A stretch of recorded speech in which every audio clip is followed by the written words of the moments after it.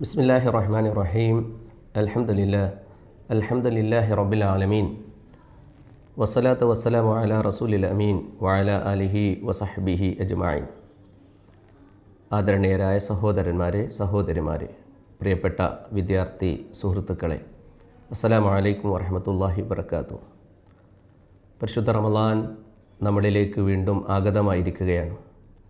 അതിന് നമ്മൾ അള്ളാഹുവിനോട് നമുക്ക് നന്ദി കാണിക്കാം, അള്ളാഹുവിനെ നമുക്ക് സ്തുതിക്കാം. അൽഹംദുലില്ലാഹ്.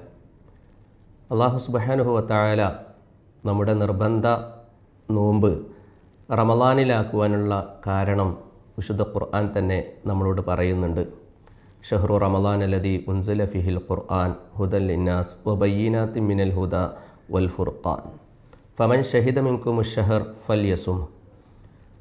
റമളാൻ മാസത്തിലാണ് പരിശുദ്ധ ഖുർആൻ അവതരിച്ചത് എന്നും അത് മാനവരാശിക്ക് മാർഗദർശനമാണ് എന്നും ആ മാർഗദർശനത്തെ അത് വിവരിക്കുന്നു എന്നും ആ പരിശുദ്ധ ഖുർആൻ സത്യാസത്യ വിവേചക ഗ്രന്ഥമാണ് എന്നും നമ്മളോട് പറഞ്ഞതിന് ശേഷം, അതിനാൽ റമളാൻ മാസത്തിൽ ആർ സാക്ഷിയായോ അവർ നോമ്പനുഷ്ഠിക്കട്ടെ എന്ന് പറയുന്നത് നമുക്ക് കാണാൻ സാധിക്കും.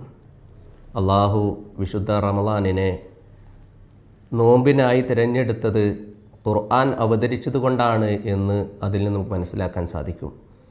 അതുകൊണ്ട് ഖുർആനുമായിട്ടുള്ള അഗാധമായിട്ടുള്ള അഭേദ്യമായിട്ടുള്ള ബന്ധം റമളാനിൽ സ്ഥാപിച്ചെടുക്കാൻ വേണ്ടി നാം ശ്രമിക്കേണ്ടതുണ്ട്. നമുക്കറിയാം ഈ ലോകത്ത് നാം എങ്ങനെയാണ് ജീവിക്കേണ്ടത്, നമ്മുടെ ഉത്തരവാദിത്തങ്ങൾ എന്തൊക്കെയാണ്, ഈ ലോകത്തെ ജീവിതം മാത്രമാണോ നമ്മുടെ ജീവിതം, അല്ല മറ്റൊരു ലോകത്ത് ശാശ്വതമായ ജീവിതം തുടരേണ്ടവരാണ് നാം. അതിന് ഈ ലോകത്ത് നാം നിർവഹിക്കേണ്ട കാര്യങ്ങൾ എന്തെല്ലാമാണ് എന്ന് തുടങ്ങിയിട്ടുള്ള മുഴുവൻ കാര്യങ്ങളും വിശദീകരിക്കുന്നത് പരിശുദ്ധ ഖുർആനിലാണ്. അള്ളാഹുവാണ് നമ്മുടെ സ്രഷ്ടാവ് എന്നും നമ്മുടെ സംരക്ഷകൻ എന്നും അതുപോലെ തന്നെ അള്ളാഹുവിനെ കുറിച്ചുള്ള മുഴുവൻ കാര്യങ്ങളും വിശദീകരിക്കുന്നതും പരിശുദ്ധ ഖുർആനിലാണ്. അതുകൊണ്ട് തന്നെ ഈ റമളാൻ മാസത്തിൽ ഖുർആനുമായിട്ടുള്ള ബന്ധം, ആ ബന്ധത്തിൻ്റെ തുടക്കമാണ് തിലാവത്തുൽ ഖുർആൻ എന്ന് പറയുന്നത്. നിരന്തരമായിട്ടുള്ള ഖുർആൻ പാരായണങ്ങളിലൂടെയും അതുപോലെ തന്നെ സവിശേഷമായിട്ടുള്ള ഖുർആൻ പഠനത്തിലൂടെയും ധന്യമാക്കുവാൻ വേണ്ടിയിട്ട് പരമാവധി നാം പരിശ്രമിക്കേണ്ടതുണ്ട്.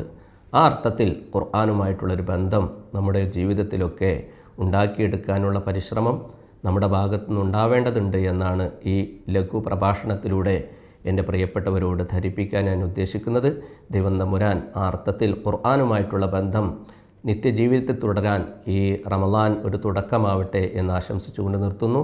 അസ്സലാമു അലൈക്കും വറഹ്മത്തുള്ളാഹി വബറകാതുഹു.